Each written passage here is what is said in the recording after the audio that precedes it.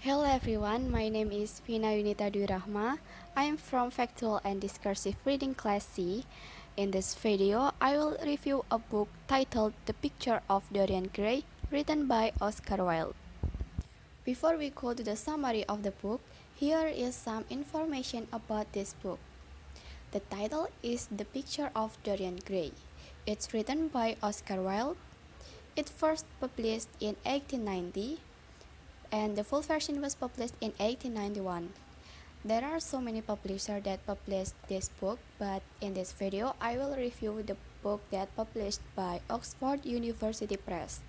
It has 271 pages. I once confused. Some people said that this book is good, but the others said that this book is not for a beginner since this is a classic book. After taking a long time to think, I finally decided to read this book because I love the summary more than others and I think it suits my interest. The Picture of Dorian Gray is a novel about a handsome and wealthy man who obsessed with a natural beauty.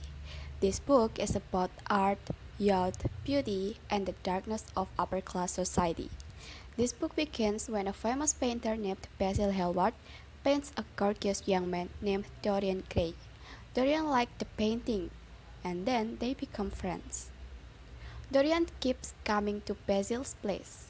There, he met Lord Henry, Basil's friend.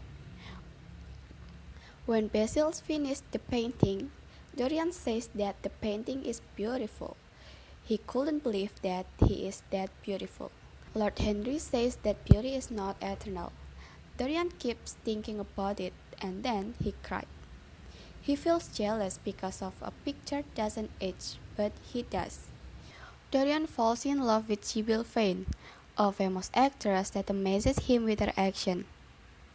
They keep seeing each other and planning an engagement.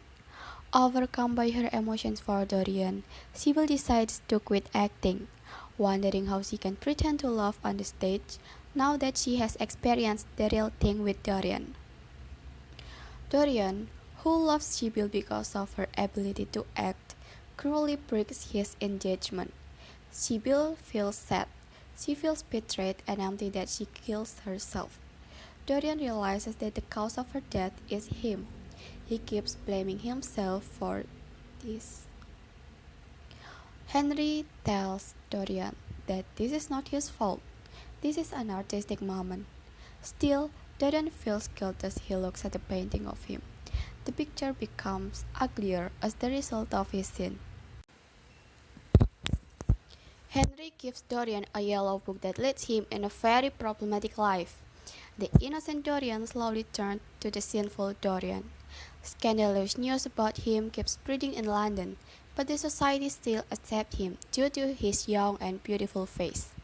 As his life becomes absolutely messed up, the painting keeps transforming wrinkly and terribly. He takes down the painting and hides it in the closet. When Basil comes to Dorian's house, he shows him the horrible painting. Basil begs him to repent, but Dorian says it's too late. He talks angrily as he continues to kill Basil in a fit of rage. Dorian's life becomes more terrifying. There's one more man that killed by Dorian. His name is James Vane, Sibyl's brother.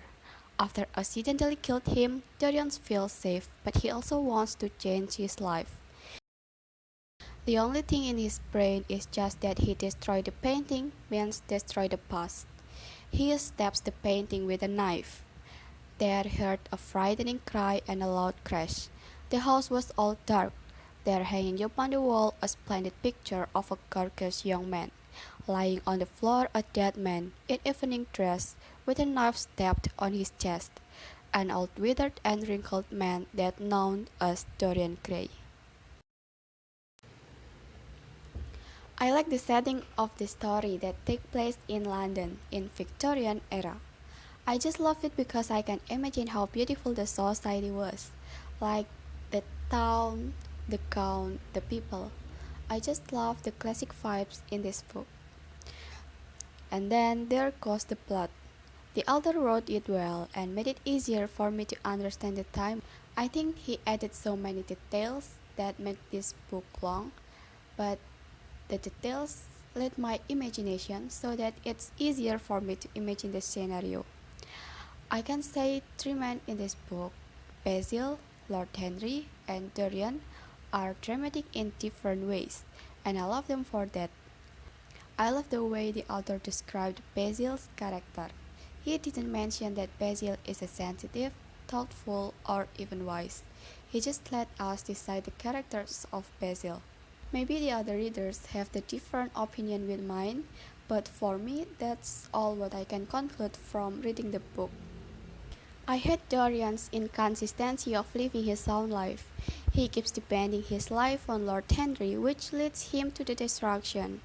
I feel like he cannot decide what will he be in the future. I dislike some of his character, but I think this is what makes this book become good. The long plot also makes me skip some details in the middle of the book.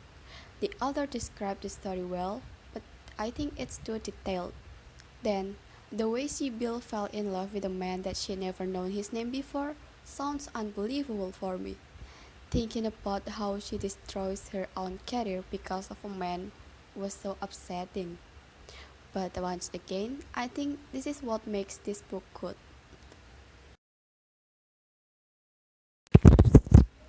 For someone who likes the genre fantasy, I recommend this book because the story is unique, exciting, and interesting.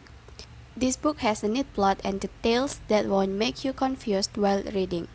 Although written some love story, I don't recommend this book for someone who likes a melancholic or romantic novel because that's not the point of this book. This is a unique book. If you love classical themed book or something historical, try to read this book. It brings you to explore London in the 19th century. I keep saying this because I really like how this book brings me to a beautiful journey that I can't imagine. You can imagine how the people behave towards the kingdom. You can imagine how the dark side of London's politics, and you can imagine how the rich and pretty people can easily dominate everything in that era. I think I will recommend this book for someone who is above 15 years old because this book has such a dark plot and it's quite hard to read. It also talks about the dark side of London political life, so I think it categorized as a hard topic. That's all from me. Thanks for watching and see you.